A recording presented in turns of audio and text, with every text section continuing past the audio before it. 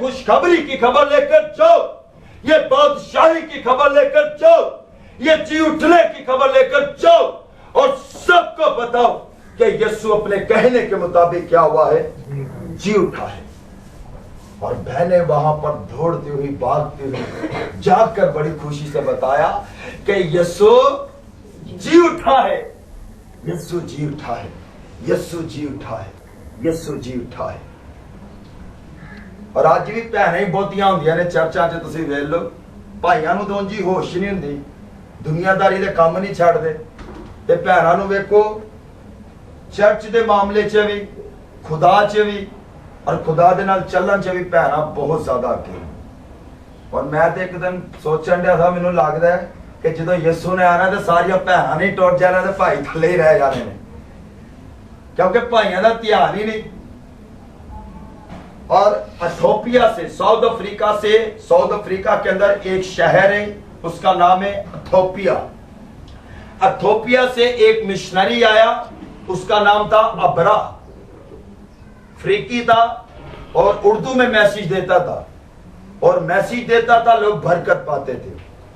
वो जब आया हमारे वहां पर इलाका में, तो उसने आकर बातें की, कलाम सुनाया और कहा कि मैं आज आपको बताना चाहता हूं कि इस मुल्क के अंदर 95% लोग कहते हैं कि यीशु जिंदा नहीं है, लेकिन मेरी उनसे ये बात है कि फरिश्ते ने कहा कि आओ और ये जगह देखो।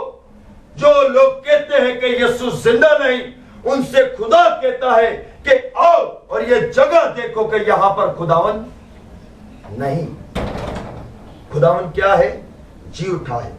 उस मिशनरी ने कहा कि मैं अपने वहां की कलीसिया की बहनों की एक खुसूसियात बताना चाहता हूं।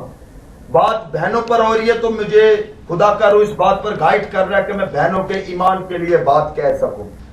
वो कहते हैं कि मैं अपनी कलीसिया की बहनों की बाबत एक बात करना चाहता हूं। वहां पर जो बहनें हैं, अफ्रीका है, वहां पर गैस नहीं होता, लोग लकड़ियों से हंडिया पकाते हैं, लकड़ियों से चाय पकाते हैं, लकड़ियों से रोटी पकाते हैं। कहता है कि वो बहनें क्या करती है, कहता है कि जब से मैं पाकिस्तान में आया तो पाकिस्तान के लोग मुझे कहते हैं कि हम गरीब हैं, हम गरीब हैं, हम गरीब हैं। कहता है मैं आज तुम्हें बताना चाहता हूं कि आप गरीब नहीं हैं, आप सिर्फ और सिर्फ ज़हनी गरीब है, आप गरीब नहीं हैं। कहता है कि आप सुबह नाश्ता करते हैं या नहीं, सबने हाथ खड़ा किया, हम करते हैं। कहता है दोपहर को रोटी खाते हैं या नहीं, सबने हाथ खड़ा किया, खाते हैं। कहता है रात को रोटी खाते हैं या नहीं, सबने हाथ खड़ा किया, खाते हैं।